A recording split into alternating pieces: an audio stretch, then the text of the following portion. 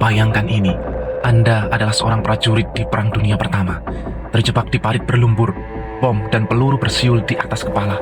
Komunikasi dengan markas terputus dan waktu terasa seperti musuh terbesar Anda. Tapi di tengah kekacauan itu, seekor anjing dengan semangat tak tergoyahkan berlari di antara peluru, membawa pesan yang bisa menentukan hidup dan mati. Atau seekor merpati kecil terbang melewati asap dan ledakan, membawa harapan di kakinya dalam bentuk secari kertas. Ini bukan adegan film fiksi, ini adalah kenyataan dalam Perang Dunia Pertama, di mana hewan menjadi pahlawan tanpa tanda jasa. Hewan memainkan peran yang luar biasa dalam perang ini, dan mungkin ini salah satu aspek yang sering dilupakan ketika kita membahas sejarah perang modern. Merpati pos, misalnya, adalah teknologi komunikasi paling andal pada masanya. Mereka digunakan untuk mengirim pesan vital ketika radio terganggu atau terlalu berisiko digunakan. Jeremiah, seekor merpati legendaris milik pasukan sekutu, berhasil menyelamatkan setidaknya 194 tentara dengan membawa pesan penting.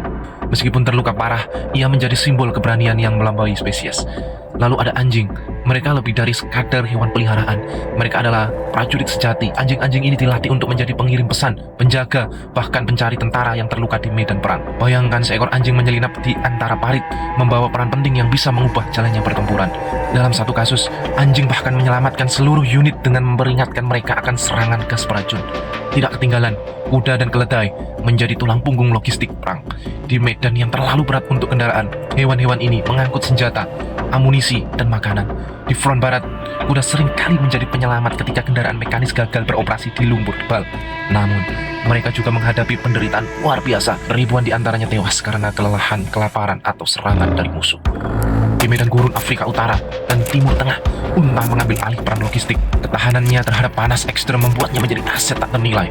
Di sisi lain, di Asia, gajah digunakan untuk mengangkut senjata berat melintasi medan yang tidak dapat diakses oleh manusia atau mesin. Namun, tidak semua hewan menjadi pahlawan.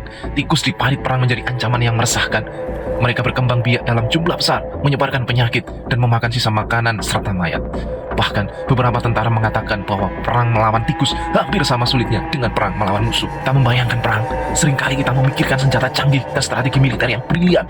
Tapi, cerita-cerita ini menunjukkan bahwa di tengah kekacauan perang, hewan menjadi bagian tak terpisahkan dari perjuangan manusia dan peradaban. Adalah simbol keberanian, kesetiaan, dan ketangguhan meskipun seringkali tidak mendapatkan penghormatan yang layak. Jadi, saat kita berbicara tentang pahlawan Perang Dunia Pertama, jangan hanya fokus pada jenderal dan prajurit manusia.